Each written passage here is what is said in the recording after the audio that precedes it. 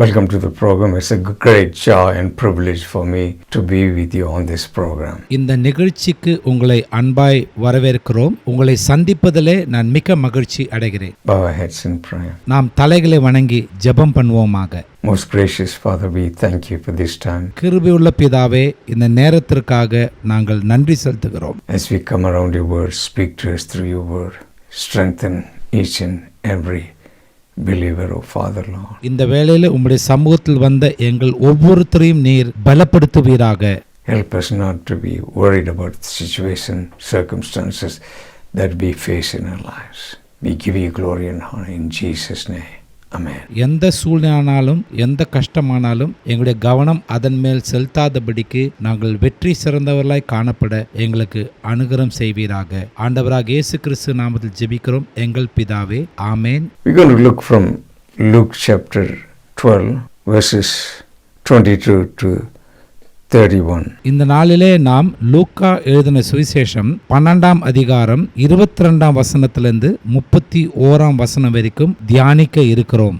And he said to his disciples, Therefore I say unto you, do not worry about your life, what you will eat, nor about body, what you will put on. Life is more than food, and body is more than clothing. Consider the ravens, for they neither sow nor reap, which have neither storehouses nor barn, and God feeds them. Of how much more valuable are you than the birds? And which of you by worrying can add 1 cubit to his stature? If you then are not able to do the least, why are you anxious for the rest? Consider the lilies, how they grow, they neither toil nor spin. And yet I say to you, even Solomon in all his glory was not arrayed like one of these. If God so clothes the grass, which today is in the field, and tomorrow is thrown into the oven, how much more will he clothe you, O you of little faith? And do not seek what you should eat, what you should drink, nor an anxious mind. For all these things the nations of the world seek after, and your Father knows that you need these things. But seek the kingdom of God, and all these things shall be added to you. லூக்கா 12:22. பின்னும் அவர் தம்முடைய சீஷரை நோக்கி, இப்படி இருக்கிறபடியினால் எண்ணத்தை உண்போம் என்று உங்கள் ஜீவனுக்காகவும் எண்ணத்தை உடுப்போம் என்று உங்கள் சரீரத்துக்காகவும் கவலைப்படாதிருங்கள் என்று உங்களுக்கு சொல்லுகிறேன். 23ஆம் வசனம். ஆகாரத்தை பார்க்கிலும் ஜீவனும் உடையை பார்க்கிலும் சரீரமும் விசேஷித்தவைகளாய் இருக்கிறது. 24ஆம் வசனம். காகங்களை கவனித்து பாருங்கள், அவைகள் விதைக்கிறதும் இல்லை, அறுக்கிறதும் இல்லை, அவைகளுக்கு பண்டசாலையிலும் இல்லை, களஞ்சியமும் இல்லை, இல்லாவிட்டாலும் அவைகளையும் தேவன் பிழைப்பூட்டுகிறார். பறவைகளை பார்க்கிலும் நீங்கள் எவ்வளோ விசேஷித்தவர்களாய் இருக்கிறீர்கள். 25ஆம் வசனம். கவலைப்படுகிறதனால் உங்களில் எவன் தன் சரீர அளவோட ஒரு முழத்தை கூட்டுவான்? 26ஆம் வசனம். மிகவும் அற்பமான காரியம் முதலாய் உங்களால் செய்யக்கூடாதிருக்க மற்றவைகளுக்காக நீங்கள் கவலைப்படுகிறது என்ன? 27ஆம் வசனம். காட்டு புஷ்பங்கள் எப்படி வளர்கிறது என்று கவனித்து பாருங்கள், அவைகள் உழைக்கிறதும் இல்லை, நூறுகிறதும் இல்லை, என்றாலும் சாலமோன் முதலாய் தன் சர்வ மகிமையிலும் அவைகளிலும் ஒன்றை போலாகிலும் உடுத்தி இருக்கிறதில்லை என்று உங்களுக்கு சொல்லுகிறேன். 28ஆம் வசனம். இப்படி இருக்க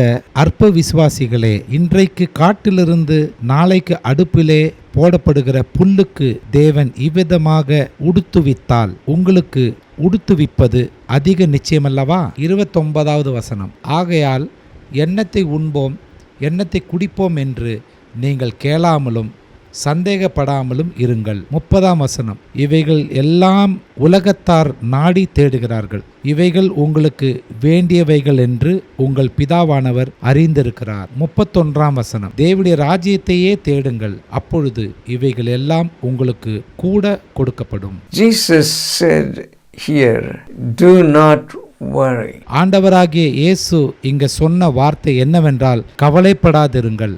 All of us worry sometimes. Sometimes some of them worry all the times. நாம் எல்லாருமே கவலைப்பட்டு கொண்டிருக்கிறோம். ஒரு சிலர் எதையாவது குறித்து கவலைப்பட்டு கொண்டே இருப்பார்கள்.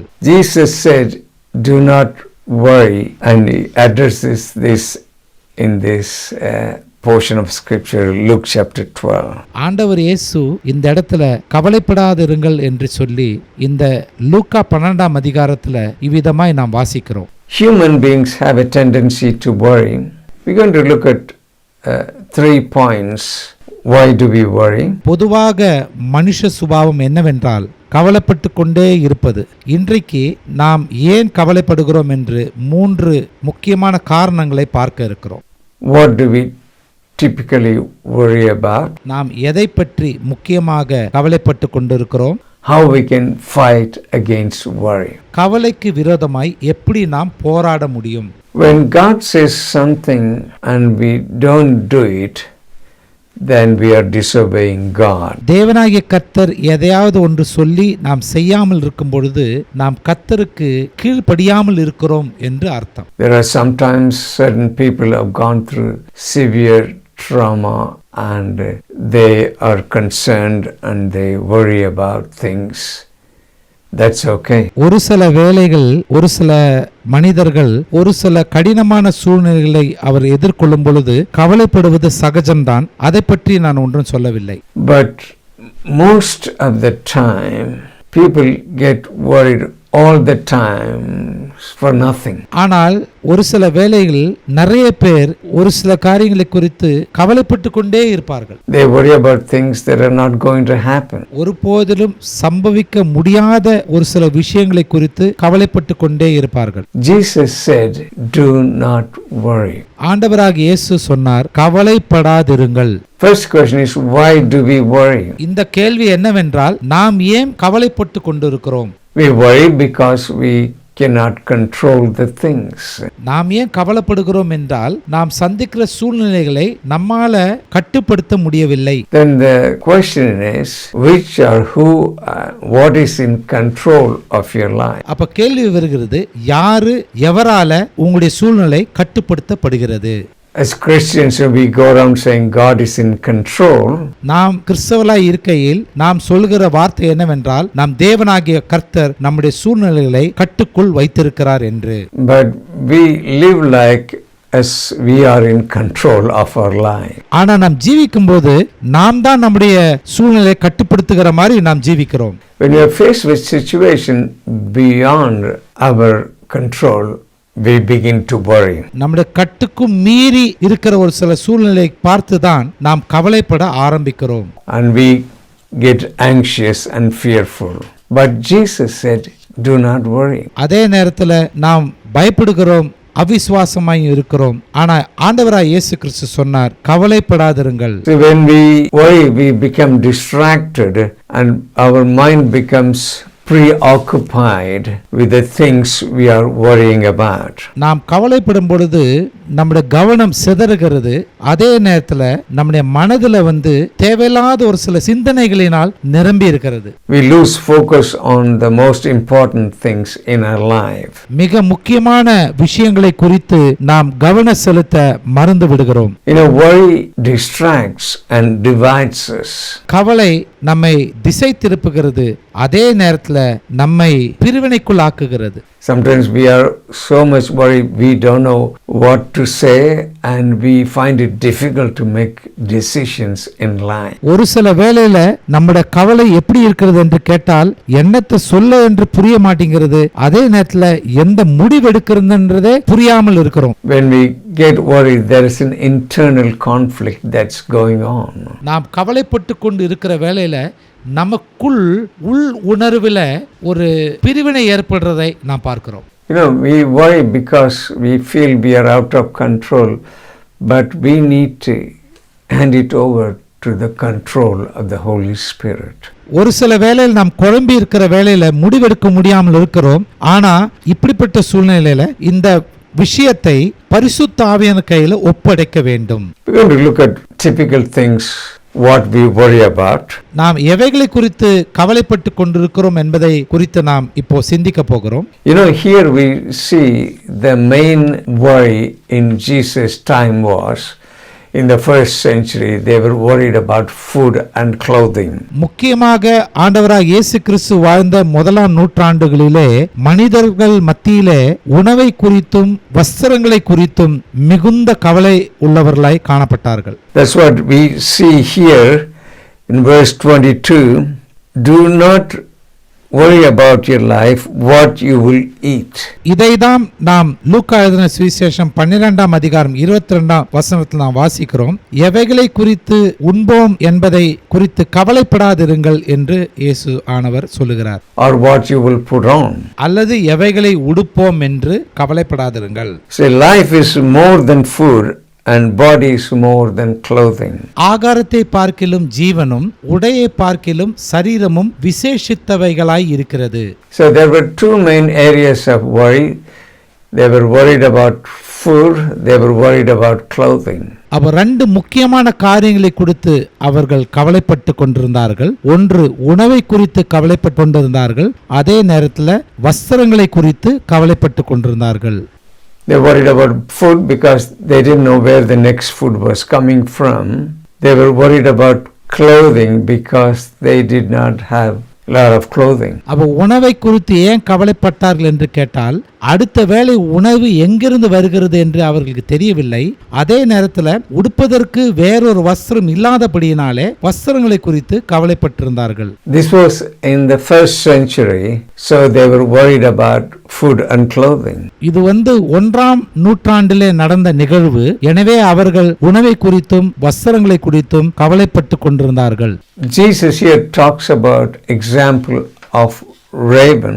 ஆண்டவராகிய இயேசு கிறிஸ்து இங்கே காகங்களை குறித்து ஒரு முன் உதாரணமாக சொல்லுகிறார். Consider the ravens, for they neither sow nor reap, which have neither storehouses nor barn, but God feeds them. How much more valuable are you than the birds? காகங்களை கவனித்து பாருங்கள். அவைகள் விதைக்கிறதும் இல்லை, அறுக்கிறதும் இல்லை, அவைகளுக்கு பண்டசாலையும் இல்லை, களஞ்சியமும் இல்லை. இல்லாவிட்டாலும் அவைகளையும் தேவன் பிழைப்பூட்டுகிறார். பறவைகளை பார்க்கிலும் நீங்கள் எவ்வளவோ விசேஷித்தவர்களாய் இருக்கிறீர்கள்.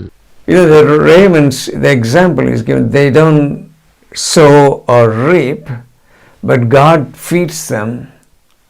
And he says, you are much more valuable than the birds. இங்கே ஆண்டவராய் இயேசு கிறிஸ்து காகங்களை உதாரணமாக காட்டி, அவைகள் விதைக்கிறதும் இல்லை, அறுக்கிறதும் இல்லை, ஆனால் பிதாவாகிய தேவன் அவைகளை போஷிக்கிறார். Human beings are more valuable than the birds. மனுஷர்களாகிய நாம் பறவைகளை பார்க்கிலும் விசேஷித்தவர்களாய் இருக்கிறோம். Second, he talks about clothing. He draws an example of the lilies of the field. இரண்டாவதாக ஆண்டவராய் இயேசு கிறிஸ்து உதாரணமாக வஸ்திரங்களை காட்டும் பொழுது அவர் காட்டில் இருக்கிற காட்டு புஷ்பங்களை பாருங்கள் என்று உதாரணமாக சொல்லுகிறார். He says about the lilies of the field. காட்டில் இருக்கிற காட்டு புஷ்பங்களை பற்றி பேசுகிறார். Consider the lilies, how they grow. They neither toil nor spin. Yet I say to you, even Solomon in all his glory was not arrayed like one of these. Verse 27. காட்டு புஷ்பங்கள் எப்படி வளர்கிறது என்று கவனித்து பாருங்கள். அவைகள் உழைக்கிறதும் இல்லை, நூறுகிறதும் இல்லை. என்றாலும் சாலமோன் முதலாய் தன் சர்வ மகிமையிலும் அவைகளில் ஒன்றை போலாகிலும் உடுத்தி இருக்கிறதில்லை என்று உங்களுக்கு சொல்லுகிறேன். Jesus talks about ravens to do with the food, and for clothing he talks about lilies of the field. ஆண்டவராகிய இயேசு ஆகாரத்தை பற்றி உதாரணத்திற்கு காகங்களை காண்பிக்கிறார். அதே நேரத்தில் வஸ்திரங்களை குறித்த உதாரணத்திற்கு காட்டு புஷ்பங்களை காண்பிக்கிறார். Grass grows today and gone tomorrow, but we are more precious than the ravens and the lilies of the field. புல்லு இன்றைக்கு வளர்ந்து நாளைக்கு அது தீக்கு இரையாகும். ஆனா அதே நேரத்தில் காட்டு புஷ்பங்கள் இருக்கிற எல்லாமே தீக்கு ஒரு நாள் இரையாகும். ஆனா நாம் அந்த பறவைகளை பார்க்கிலும் காட்டு புஷ்பங்களை பார்க்கிலும் எவ்வளோ விசேஷித்தவளாய் இருக்கிறோமே. In the 21st century we are living in, we are worried about a lot of things. இன்று நாம் 21ஆம் நூற்றாண்டிலே நாம் வாழ்கிறோம். இன்றைய தினத்தில் நாம் பார்க்கும் பொழுது நாம் அநேக விஷயங்களை குறித்து கவலைப்பட்டு கொண்டு இருக்கிறோம். I don't think we are worried about clothing and food, because when you go to the high street you got many number of clothing stores, and if you look at it, you've got supermarkets with food and department stores. அந்த காலத்திலே ஆகாரத்தை குறித்தும் வஸ்திரங்களை குறித்தும் கவலைப்பட்டது போல இந்த நாளிலே நாம் அதை குறித்து கவலைப்பட போறது இல்லை. ஏனென்றால் ஏகப்பட்ட மால், ஏகப்பட்ட சூப்பர் ஸ்டோர்ஸ் எல்லாம் இருக்கிறது, அநேக வஸ்திரங்களும் இருக்கிறது, அநேக வகைகள் உணவும் இருக்கிறது. எனவே இந்த காலத்துல நாம் இவைகளை குறித்து கவலைப்பட போறது இல்லை என்று நான் நினைக்கிறேன். But I just want to mention few things we are worried about. ஆனால் இந்த நாளிலே நாம் ஒரு சில காரியங்களை குறித்து கவலைப்பட்டு கொண்டிருக்கிற காரியங்களை நான் உங்களுக்கு காண்பிக்க விரும்புகிறேன். We are worried about future. Sometimes we are worried about marriage, when we are going to get married or who we are going to marry. Worried about education of children, and worried about job security, what sort of job we will get. இந்த நாளிலே நாம் எதிர்காலத்தை குறித்து கவலைப்படுகிறோம், அல்லது ஒரு சிலர் திருமணத்தை குறித்து கவலைப்பட்டு கொண்டிருக்கிறார்கள், அல்லது படிப்பு மற்றும் மேல் படிப்பு, அதாவது குழந்தைகளின் மேல் படிப்பு அல்லது வேலை அல்லது தொழில், எந்த வேலை எனக்கு கிடைக்கும் என்று சொல்லி இவ்விதமாய் ஒரு சில காரணங்களை குறித்து நாம் அனுதினமும் கவலைப்பட்டு கொண்டு இருக்கிறோம். We are worried about unknown situations in our life. Sometimes we are worried about past. நாம் ஒரு சில நேரத்தில் தேவையில்லாத காரியங்களை குறித்து கவலைப்பட்டு கொண்டிருக்கிறோம், அல்லது நடந்து போன காலத்தை குறித்து நினைத்து கவலைப்பட்டு கொண்டிருக்கிறோம். What happened in the past we can't do anything about. கடந்து போன காலத்தை குறித்து நாம் அதை மாற்றிக்கொள்ளவோ எதையும் நாம் செய்ய முடியாது. We are worried about money, finances. நாம் பணத்தை குறித்து, பொருளாதாரத்தை குறித்து கவலைப்பட்டு கொண்டிருக்கிறோம். We are worried about our health. நம்முடைய ஆரோக்கியத்தை குறித்து நாம் கவலைப்பட்டு கொண்டிருக்கிறோம். Sometimes people are worried about getting the latest iPhone. ஒரு சில வேளைகளில் ஒரு சிலர் லேட்டஸ்ட் ஐபோனை பற்றி கவலைப்பட்டு கொண்டிருக்கிறார்கள். Out of those lists, is there anything you're worried about? நான் இப்ப சொன்ன அநேக காரணங்களை குறித்து நீங்கள் எவைகளை குறித்து கவலைப்பட்டு கொண்டிருக்கிறீர்கள்? When you get worried about it, it affects your health. நாம் தேவைப்படாமல் கவலைப்பட்டு கொண்டிருப்போமானால் நம்முடைய ஆரோக்கியத்தை அது கெடுக்கும் என்பதை நீங்கள் நினைவில் வைத்துக் கொள்ள வேண்டும். Sometimes when you're worried about, you lose your appetite, or sometimes you eat more. நீங்கள் தேவையில்லாமல் கவலைப்படும் போது ஒருவேளை நீங்கள் உணவு கட்டுப்பாடு உள்ளவர்களாய் இருப்பீர்கள், அல்லது தேவைக்கு அதிகமான அளவு உணவு உட்கொள்கிறவர்களாய் இருப்பீர்கள். Research has shown when you get worried, it affects your circulation, it affects your heart, it affects your glands, and also it affects the whole of your nervous system. ஆய்வு செய்கிறவர்கள் கண்டுபிடித்திருக்கிறார்கள், ஒருவர் தேவையில்லாமல் கவலைப்படும் பொழுது அவர்களுடைய இரத்த ஓட்டம் பாதிக்கப்படுகிறது, அல்லது இருதயம் பாதிக்கப்படுகிறது, அல்லது உடலில் இருக்கிற சுரப்பிகள் கிளாண்ட்ஸ் அவைகள் பாதிக்கப்படுகிறது, அல்லாவிட்டால் இந்த நரம்பு மண்டலம் முழுவதும் பாதிக்கப்படுகிறது என்று கண்டுபிடிக்கப்பட்டிருக்கிறது. That's why Jesus said, do not worry. அதனாலதான் ஆண்டவராகிய இயேசு கிறிஸ்து சொன்னார், கவலைப்படாதிருங்கள். Worry does not empty tomorrow of its sorrows, it empties today of its strength. ஆய்வு நடத்தின ஒருவர் சொல்லுகிறார், நாளைய தினத்தை குறித்த துக்கங்களை கவலை அழிக்காமல் இந்த நாளுக்குரிய பலனை கவலை அழிக்கிறதாம்.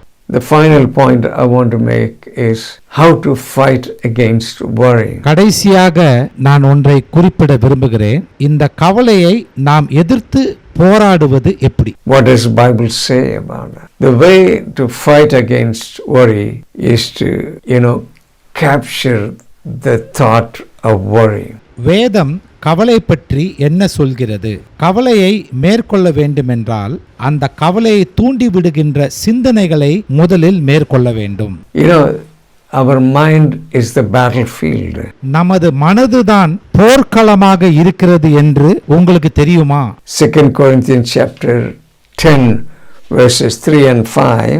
For the weapons of our warfare are not carnal, but are mighty through God, pulling down strongholds, casting down imaginations, and every high thing that exalted itself against the knowledge of God, and bringing into captivity every thought to the obedience of Christ. 2 கொரிந்தியர் 10ஆம் அதிகாரம் 3ஆம் வசனம். நாங்கள் மாம்சத்தில் நடக்கிறவர்களாய் இருந்தும் மாம்சத்தின்படி போர் செய்கிறவர்கள் அல்ல. 2 கொரிந்தியர் 10ஆம் அதிகாரம் 5ஆம் வசனம். அவைகளால் நாங்கள் தர்க்கங்களையும் தேவனை அறிகிற அறிவுக்கு விரோதமாய் எழும்புகிற எல்லா மேட்டிமையையும் நிர்மூலமாக்கி எந்த எண்ணத்தையும் கிறிஸ்து இயேசுவுக்கு கீழ்ப்படிய சிறைப்படுத்துகிறவர்களாய் இருக்கிறோம். The way to deal with worry is to captivate every thought to the obedience of Christ. கவலையை மேற்கொள்ள வேண்டும் என்றால் கவலை பற்றிய சிந்தனைகள் எல்லாவற்றையும் கிறிஸ்து இயேசுவுக்குள் கீழ்ப்படுத்தும்படி நாம் ஒப்பு கொடுக்க வேண்டும். When you get worrisome thoughts, when you get anxious, that's what Bible says, bringing into captivity every thought to the obedience of Christ. நாம் கவலைப்படுகிறதுனாலும் கவலைப்பட்டு கொண்டு இருக்கிற வேளையில என்ன நடக்குமோ என்கிற ஒரு ஆதங்கம், இவைகள் எல்லாவற்றையும், இந்த சிந்தனைகள் எல்லாவற்றையும் கிறிஸ்து இயேசுவுக்குள் கீழ்ப்படுத்துகிறவர்களாய் நாம் ஒப்பு கொடுக்க வேண்டும். That's the way we have to deal with it, bring every thought. இப்படிதான் நாம் செயல்படுத்த வேண்டும். எல்லா சிந்தனையும் கிறிஸ்து இயேசுக்குள் கீழ்ப்படுத்த வேண்டும். Don't let any thought, allow to grow. கவலை பற்றிய எந்த சிந்தையையும் உங்கள் மனதுக்குள் வளரும்படி ஒப்பு கொடுக்காதிருங்கள். Verse 30 we see, for all these things the nations of the world seek after. லூக்கா 12ஆம் அதிகாரம் 30ஆம் வசனம் சொல்லுகிறது, இவைகள் எல்லாம் உலகத்தார் நாடி தேடுகிறார்கள், இவைகள் உங்களுக்கு வேண்டியவைகள் என்று உங்கள் பிதாவானவர் அறிந்திருக்கிறார். Philippians chapter 4 verses 6 and 7 says, be careful or be anxious for nothing, but in everything by prayer and supplication with thanksgiving let your requests be made known to God. The peace of God which passeth all understanding shall keep your hearts and minds through Jesus Christ. பிலிப்பியர் 4ஆம் அதிகாரம் 6ஆம் வசனம் சொல்கிறது, நீங்கள் ஒன்றுக்கும் கவலைப்படாமல் எல்லாவற்றையும் குறித்து உங்கள் விண்ணப்பங்களை ஸ்தோத்திரத்தோடே கூடிய ஜெபத்தினாலும் வேண்டுதலினாலும் தேவனுக்கு தெரியப்படுத்துங்கள். அப்பொழுது எல்லா புத்திக்கும் மேலான தேவ சமாதானம் உங்கள் இருதயங்களையும் உங்கள் சிந்தைகளையும் கிறிஸ்து இயேசுவுக்குள்ளாக காத்துக்கொள்ளும். Paul is using the same Greek word for anxious in this place. இந்த வசனத்தில் கவலை என்கிற வார்த்தைக்கு உபயோகித்த கிரேக்க வார்த்தையை பவுல் இங்கே குறிப்பிடுகிறார். What we find in Luke chapter 12, the same Greek word is used here in Philippians chapter 4 verses 6. லூக்கா 12ஆம் அதிகாரத்தில் கவலை என்கிற கிரேக்க வார்த்தை பயன்படுத்தப்பட்ட அதே வார்த்தை தான் பிலிப்பியர் 4ஆம் அதிகாரம் 6ஆம் வசனத்திலும் குறிப்பிடப்பட்டிருக்கிறது. Be anxious for nothing, but in everything that troubles you, everything that worries you, through prayer and supplication. Through prayer means commune and connect with God. நீங்க எதை குறித்தும் கவலைப்படாமல் எல்லாவற்றையும் குறித்து விண்ணப்பங்களோட ஸ்தோத்திரங்களோட கூடிய ஜெபத்தினால் தேவனுக்கு தெரியப்படுத்துங்கள் இருக்கு. அந்த இடத்துல ஜெபம் என்றால் தேவனோடு கூட ஒன்றி ஐக்கியமாய் இருப்பது. Talk to God about your situation. Supplication means request. We make request to God. Be careful for nothing, in everything by prayer and supplication let your request made known to God. உங்கள் சூழ்நிலைகளை குறித்து தேவனிடம் தெரியப்படுத்துங்கள். உங்கள் விண்ணப்பங்கள் அதாவது விண்ணப்பம் என்றால் தேவனுக்கு தெரியப்படுத்துவது. எதை குறித்தும் கவலைப்படாமல் எல்லாவற்றையும் குறித்து வேண்டுதலினாலும் ஜெபத்தினாலும் உங்கள் விண்ணப்பத்தை தேவனுக்கு தெரியப்படுத்துங்கள். 1 Peter chapter 5 and verse 7 it says, casting all your cares upon him, for he careth for you. 1 பேதுரு 5ஆம் அதிகாரம் 7ஆம் வசனம் சொல்லுகிறது, உங்கள் கவலைகள் எல்லாம் அவர் மேல் வைத்து விடுங்கள், ஏனென்றால் ஆண்டவராகிய இயேசு கிறிஸ்து உங்களை விசாரிக்கிறவராய் இருக்கிறார். Main thing is, do not worry. We have a heavenly Father who can take care of all our needs. முக்கியமான சத்தியம் என்னவென்றால், நீங்கள் எதை குறித்தும் கவலைப்படாதிருங்கள். நல்ல செய்தி என்னவென்றால், நமக்கு ஒரு பரலோக பிதா இருக்கிறார். நம்முடைய எல்லா தேவைகளை குறித்தும் அவர் அக்கறை உள்ளவராய் இருக்கிறார். You have to examine yourself. Is God's word speaking to you today? நீங்களே உங்களை பரிசோதித்துக் கொள்ளுங்கள். தேவனுடைய வார்த்தை இந்நாளிலே உங்களோடு கூட இடைப்படுகின்றதா? Are you worried about situations that are not going to happen at all? ஒன்றும் நடக்கப் போவதில்லாத குறித்த சூழ்நிலைகளை குறித்து நீங்கள் கவலைப்பட போகிறீர்களா? Even those things that are going to happen, trust God to bring you through those worrying situations. நடக்கப் போகிற சூழ்நிலை குறித்து நாம் கவலைப்பட்டிருக்கும் பொழுது அவைகளை தேவனுக்கு தெரியப்படுத்தி இந்த காரியத்தில் நமக்கு ஒரு வெற்றியை தரும்படி விசுவாசத்தோடு இருங்கள். But main thing is that is a profound teaching. Do not worry about anything. இது ஒரு முக்கியமான போதனை ஆகும். அது என்னவென்றால், எதை குறித்தும் கவலைப்படாதிருங்கள். Here we see by worrying you cannot do anything at all. Leave it to God. Hand it over to the Holy Spirit to take care of those things. இங்கே நாம் பார்க்கிறோம், நீங்க கவலைப்படுவதனால ஒன்றும் சாதிக்க முடியாது. எனவே உங்கள் சூழ்நிலைகளை பயபக்தியோடு கூட ஒரு எதிர்பார்ப்போடு கூட பரிசுத்த ஆவியிடத்தில் ஒப்பு கொடுங்கள். If you are a person that's worrying, we looked at clearly, captivate that worrying thought. Lean upon Heavenly Father and talk to God. நீங்கள் ஒரு கவலைப்படக்கூடிய ஒரு நபராய் இருப்பீர்கள் என்றால், நாம் ஏற்கனவே பார்த்தோம், உங்கள் கவலைகள் குறித்த சிந்தனையை கிறிஸ்து இயேசுவுக்கு கீழ்ப்படுத்துங்கள். அதே நேரத்தில் பரலோக பிதாவை சார்ந்திருங்கள். அதே நேரத்தில் உங்க பிரச்சனையை தேவனுக்கு தெரியப்படுத்துங்கள். Be careful for nothing but in everything prayer and supplication with thanksgiving let your request be made known unto God. May God bless you. நீங்கள் எதை குறித்தும் கவலைப்படாமல் எல்லாவற்றையும் விண்ணப்பங்களோடு கூட ஸ்தோத்திரத்தோடு கூடிய ஜெபத்தினாலும் வேண்டுதலினாலும் தேவனுக்கு தெரியப்படுத்தி சமாதானமாய் இருங்கள். ஆண்டவர் தாமே உங்களை ஆசீர்வதிப்பாராக. Close with prayer. நாம் ஜெபத்தோடு முடிப்போமாக. Loving Heavenly Father, we thank you for this time. பரலோக பிதாவே, இந்த வேளைக்காக உமக்கு நாங்கள் நன்றி செலுத்துகிறோம். Lord, we get worried most of the time. Some people all the time. Lord, I pray that the hearers will take hold of your word, not to worry about things and waste time, and it will have an impact on their health. நாம் அநேக நேரம் கவலைப்பட்டு கொண்டிருக்கிறோம். ஒரு சிலர் எல்லா நேரத்திலும் கவலைப்பட்டு கொண்டிருக்கிறார்கள். ஆண்டவரே, நான் இந்த செய்தியை கேட்கிறவர்கள் உம்முடைய வார்த்தையை பற்றி கொண்டு எதை குறித்தும் கவலைப்பட்டு தன்னுடைய நேரத்தை வீணாக்காமலும் தன்னுடைய ஆரோக்கியத்தை கெடுக்காமல் இருக்கவும் ஜெபிக்கிறேன். Lord, I pray, speak to them through. ஆண்டவரே, உம்முடைய வார்த்தை மூலம் அவர்களோடு பேசும்படி நான் ஜெபிக்கிறேன். That they will take hold of the word of God. They will not only hear the word, they will apply the word in their lives. Lord, be with them, bless them, O Father. ஆண்டவரே, உம்முடைய வார்த்தையை கேட்கிறவர்களாய் மாத்திரமல்ல, அதன்படி செயல்படுத்துகிறவர்களாய் இருந்து நீர் அவர்களை ஆசீர்வதிக்கும்படி ஜெபிக்கிறேன். ஆண்டவரே, help them to live a carefree life, not to be worried and anxious like the world, but we have an heavenly Father. கவலையற்ற உலகத்தாரை போல் கவலைப்படாமல் நமக்கு ஒரு பரலோக பிதா உண்டு என்கிற உணர்வோடு அவர்கள் இருக்கும்படி நான் ஜெபிக்கிறேன். ஆண்டவரே, who knows everything that we need and he will provide everything on time.